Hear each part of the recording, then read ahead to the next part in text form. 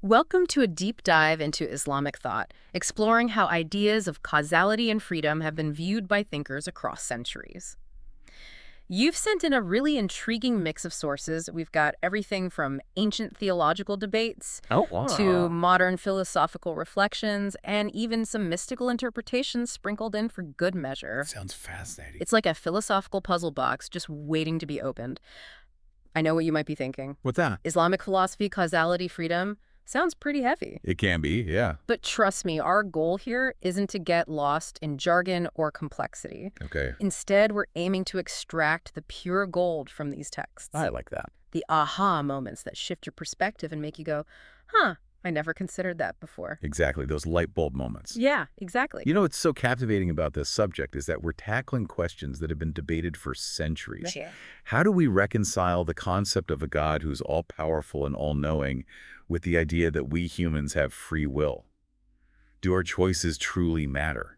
Or is everything preordained? It really makes you think, doesn't it? If God already knows everything that's going to happen, Yeah. does that mean we're all just following a script? It's a question a lot of people grapple with. Yeah. It's a big one. That even our decision to, take a sip of coffee is somehow already determined. Yeah. So how have different thinkers within the Islamic intellectual tradition wrestled with this tension between God's omnipotence and human agency? Well, a key concept that helps us understand their different approaches is causality, Causality. the relationship between cause and effect. Okay, so causality is like the domino effect, right? Yeah. One thing leads to another and so on. Exactly. But how does that connect to this idea of God versus human freedom? Great question.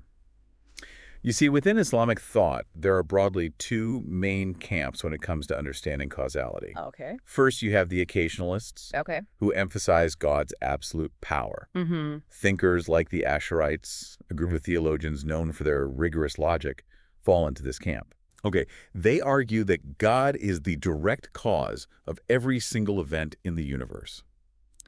So there is no room for... There's no independent power in creation. Wow. No room for things just happening on their own.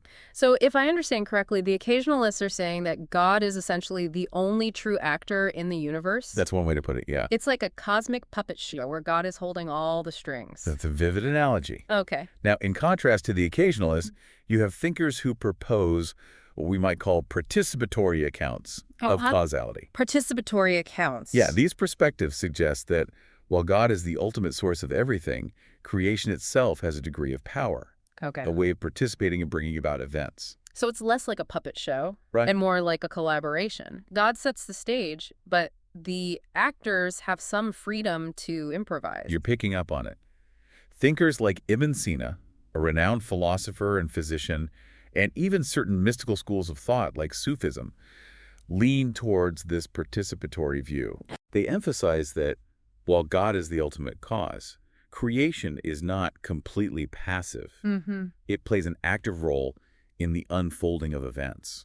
Okay, so we've got these two main camps. The occasionalists who see God as the sole cause of everything, Right. and those who believe in a more participatory model, Yes, where creation has some degree of agency. that's a good way to sum it up. But how do these different viewpoints actually play out when we look at the world around us? How did the occasionalists explain something as basic as the laws of physics? Well, the Ash'arites, those staunch occasionalists, developed a really intriguing model to explain the physical world. Okay. They believe that everything is made up of tiny, indivisible particles called atoms, Atoms. moving around in empty space. Okay. And it's God who's constantly creating and rearranging these atoms, producing everything we experience, So everything from... from the rising of the sun to the falling of a leaf. So they're saying that God is controlling even the tiniest building blocks of reality. That's right. No room for chance or random events in their system? Exactly. And here's where it gets even more fascinating. The Ash'arites didn't believe in natural laws in the way we typically understand them. Okay. They argued that what we perceive as cause and effect, like a ball falling when we drop it, Yeah. are actually just patterns of events that God habitually creates. So it's like God is constantly setting up domino chains, creating these regular patterns that we observe as the laws of nature. That's a great way to put it. Imagine a cosmic domino master meticulously arranging and toppling those dominoes to produce the regularities we see in the world around us. But wouldn't that mean that, God could choose to break those patterns at any time? Well, it does. What if, like, God decided to make gravity take a day off? That's kind of a scary thought. It does raise some interesting questions, yeah. Yeah. And it highlights a key point of the Asherite perspective, God's absolute power over creation. They're saying that even the laws of physics are ultimately contingent on God's will. Okay, so if we follow this line of thought, it seems like there's not much room for human free will. Right? If God is causing everything, Yeah. are we really making choices, or are we just, playing out a predetermined script? That's the million-dollar question. And it's one that the Asherites trying to address with a rather subtle concept they called acquisition. Acquisition? That sounds intriguing. Can you, break that down for me? Sure, think of it this way. Okay. While God creates the act itself, say, me reaching for a glass of water, Yeah. we, as humans, acquire that act and make it our own in a certain sense. Okay. It's as if God provides the raw material of our actions. Okay. And we, through our will and intention, Mm-hmm. shape that material into something we can own. So to use my coffee example from earlier, it's like God creates the act of me lifting the cup, but I acquired the taste of the coffee, the caffeine buzz, and maybe even the feeling of regret if I've had too much. You've got it. It's a nuanced attempt to preserve some degree of human agency within a framework that emphasizes God's ultimate control. It's definitely a thought-provoking concept. Yeah. But, hearing about this idea of God directly causing everything makes me wonder, wouldn't that make God responsible for all the bad things that happen in the world too? How did the Asherites deal with that? That's an important question. And to understand their response, we have to remember that the Asherites were deeply concerned with preserving God's justice and mercy. They argued that God's actions, even those that appear negative to us, are ultimately part of a larger divine plan that we may not fully comprehend. Okay. They emphasize that God's wisdom and goodness are beyond our limited human perspective. So they're saying that, we might not always understand God's reasons, Right. but we can trust that God's actions are ultimately good and just. Exactly. It's like looking at a complex tapestry. Yeah. We might only see a small section, but the weaver sees the entire design. That's a helpful analogy. Now, as we've been exploring this occasionalist perspective, it's important to remember that it's just one approach to understanding causality within Islamic thought. Right. And, it might feel a bit, deterministic, right? Yeah. Like we're not truly in control of our lives. Yeah, I can see how that might make some people feel a bit powerless. Right. But you mentioned earlier that there were other, more participatory views of causality. Yeah. Let's explore those. I'm curious to see how they might offer a different take on this whole question of free will. Absolutely. Let's shift our focus now to one of the giants of Islamic philosophy, Ibn Sina, known in the West as Avicenna. Ibn Sina. Okay. He's a key figure who tried to find a middle ground between the strong occasionalism of the Asherites and philosophical views that emphasized human agency. Ibn Sina, the great polymath. Okay, so how did he approach this puzzle of God's causality versus our own freedom? Well, Ibn Sina starts with a fundamental distinction between essence and existence. Essence is what something is, its defining characteristics.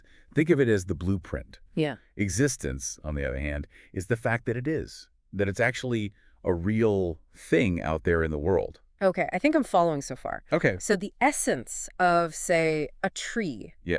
would be its specific traits, the type of leaves, the bark, its root system, Exactly. and its existence is the fact that it's standing right there in the forest, not just an idea in someone's head. Exactly. Now, here's where Ibn Sina's model gets really interesting. Okay. He argues that God is pure existence, the source of all being. Mm-hmm. God gives existence to essences, bringing them from the realm of possibility into the realm of actuality. Right. And here's the key point. Okay. He also says that essences themselves are uncaused. Okay. They are what they are, independently of God's will. Hold on. So you're saying that there's a part of us, our essence, that's not determined by God? That's a key insight that Ibn Sina brings to the table. Yeah. That's a pretty radical idea. Like, even though God gave us existence, there's something about us that's fundamentally our own. He's suggesting that there's a kind of freedom inherent in things, a freedom of essence. Okay. This opens up the possibility for a more robust understanding of human free will. So does this mean we have more control over our destiny than we thought? It's possible. If our essence is uncaused, what does that say about our potential, our ability to make choices that matter? I'm sensing some real empowerment in this idea. Yeah, you're getting it. Ibn Sina's views suggest that we're not just passive recipients of God's will. Okay. Our essence, our very being, carries a degree of freedom that allows us to shape our lives and make choices that have real consequences. That's pretty mind-blowing. It is. It's like Ibn Sina is carving out a space for us to be co-creators with God, in a sense. Now, let's move from the philosophical realm into a more mystical approach to causality. Okay. Have you heard of the Illuminationist school of thought? The Illuminationists. It sounds a bit like a secret society. Tell me more. Well, it's not exactly a secret society, but they did have some pretty fascinating ideas about light, knowledge, and the divine. Okay. One of the key figures in this tradition is Surawardi, Okay. a philosopher and mystic who lived in the 12th century. Surawardi. Okay, the name itself sounds luminous. So how did he view causality? Was it all about magic and spells? Not quite magic, but definitely poetic and metaphorical. Okay. Surawardi uses this powerful analogy of God as pure light. Okay. Imagine God as this infinite, radiant sun, Mm-hmm. the source of all illumination. Yeah. Creation, in this model, is like a world of shadows and reflections, receiving and reflecting varying degrees of that divine light. That's a beautiful image. I can almost see it. God is this dazzling sun, and we're all like prisms refracting that light in different ways. It makes Yeah. you think about what kind of light you're radiating into the world, doesn't it? Exactly. And in this model, causality itself is understood as a kind of radiation. Okay. It's the emanation and flow of divine light that connects everything back to its source. Okay, so if God is this infinite light source, and we're all reflecting that light to some degree, does that mean we have some kind of causal power ourselves, even if it's ultimately coming from God? That's the core of Suawardi's view. Okay. He's suggesting that while God is the ultimate cause, things in creation have a degree of causal efficacy because they're participating in that divine light. Okay. It's a participatory model, but with a mystical twist. I love how we're moving from logic and philosophy to a more poetic and metaphorical understanding of causality. It's like we're expanding our sense of what's possible, moving beyond the limitations of our everyday language and concepts. And as we delve deeper into these mystical interpretations, it gets even more fascinating. Let's turn our attention to Ibn Arabi, a towering figure in the world of Sufi metaphysics, often referred to as the greatest master. Ibn Arabi, I've heard his name whispered with reverence. I'm eager to hear how he viewed this whole idea of causality within this mystical framework. Well, Ibn Arabi takes this concept of divine light and expands it into a truly breathtaking vision. He sees the entire world as a theophany, a manifestation of God's attributes, constantly unfolding and revealing the divine in countless ways. Oh. It's like a cosmic tapestry woven with threads of divine light, Yeah. where every detail is a reflection of God's beauty and power. That's an incredible image. Yeah. So if everything is a manifestation of God, a theophany, where does human freedom fit into all of this? Does it even exist? That's a great question. Yeah. And for Ibn Arabi, the answer lies in understanding causality as a veil, a screen that obscures our direct perception of God's action. Causality as a veil. That sounds a bit paradoxical. Can you elaborate on that? Sure, think of it this way. Okay. We tend to see the world through the lens of cause and effect. Mm-hmm. We drop a ball, it falls to the ground. Yeah, that's gravity. We plant a seed, it grows into a plant. Yeah. That's nature taking its course. Yeah. But Ibn Arabi suggests that this perception of cause and effect, while useful for navigating the world, can also limit our understanding. So are you saying that causality is like a set of glasses that we're wearing? Yeah. It helps us see things clearly, Right. but it also filters out certain aspects of reality. That's a brilliant way to put it. Ibn Arabi is suggesting that this veil of causality, Okay. while necessary for our everyday experience, can also obscure our direct perception of God's action in the world. So everything is a sign of God, a manifestation of the divine. Yeah. But we don't always see it because we're so caught up in the mechanics of cause and effect. Right. It's like we're looking at a masterpiece through a window screen. We can see the general shapes and colors, but the finer details are obscured. Precisely. And Ibn Arabi's invitation is to see beyond that veil, Okay. to pierce through the illusion of separation created by our perception of causality, and to experience the world as a direct manifestation of God's attributes. Wow, that's a powerful idea. Yeah. It's like he's saying that we can shift our perception, move beyond this limited view of causality, and experience a deeper level of connection with the divine. It's almost like a spiritual challenge to look beyond the surface and see the hand of God in everything. That's a beautiful way to frame it. Okay. And it leads us to another fascinating question. Okay. How do these profound ideas about God's action in the world square with our modern scientific understanding of the universe? Yeah. It's not like we can just dismiss the laws of physics or the principles of biology just because we're having a mystical moment, right? That's a great point. It seems like there's a potential tension there. Yeah. How do we reconcile these ancient mystical ideas with the discoveries of modern science? It's like we're trying to hold two seemingly contradictory worldviews in our minds at the same time. It's a fascinating challenge, isn't it? Like, how do we hold these seemingly different ways of understanding the world, the mystical and the scientific, without one, canceling out the other? Well, many contemporary Muslim thinkers have been grappling with this very question. They've been exploring ways to bridge these seemingly disparate realms to find a synthesis that honors both the wisdom of the Islamic tradition and the insights of modern science. So they're not shying away from the challenge. No, not at all. They're actively trying to find ways to weave these different threads together. Absolutely. They're looking for those points of connection, those areas where science and spirituality can actually complement and enrich each other. Okay.